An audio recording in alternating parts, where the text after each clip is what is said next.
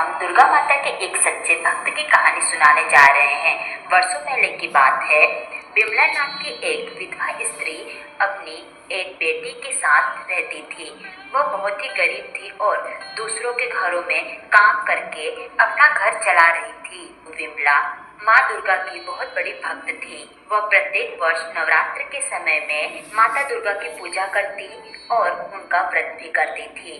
इस वर्ष नवरात्रि का समय आने वाला था, परंतु विमला के पास इतने पैसे नहीं थे कि वह नवरात्रि के पूजा पाठ के लिए चीजें खरीद सके। इसीलिए विमला ने और भी लोगों के घरों में काम करना शुरू कर दिया। इस प्रकार से विमला के पास कुछ पैसे आ गए और विमला नवरात्रि के दिनों में माँ दुर्गा के लिए पूजा पाठ की चीज खरीदी और साथ ही विमला ने नवरात्रि का व्रत भी किया।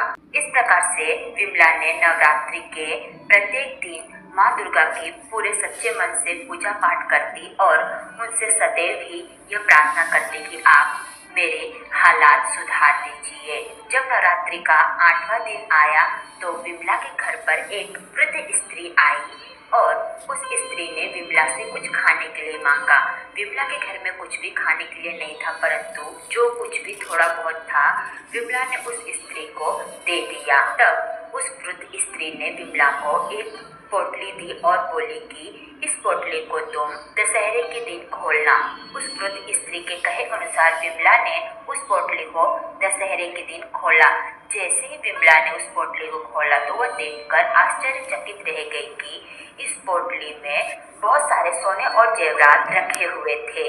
यह देखकर विमला समझ गई कि वह वृद्ध स्त्री और कोई नहीं परंतु माता दुर्गा ही थी और माता दुर्गा ने अपने आशीर्वाद के स्वरूप में यह सोने और जेवरात मुझे दिए हैं। और विमला ने माता दुर्गा को धन्यवाद कहा।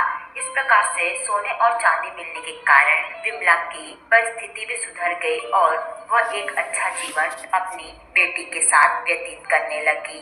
इस प्रकार से जो भी व्यक्ति पूरे सच्चे मन से माँ दुर्गा की भक्ति करता है और उनकी आराधना करता है तो माँ दुर्गा सदैव ही उसकी मदद करती है और उसके जीवन में आने वाले सारे मुसीबतों को भी दूर करती हैं और माँ दुर्गा अपनी कृपा सभी पर बनाए रखती हैं।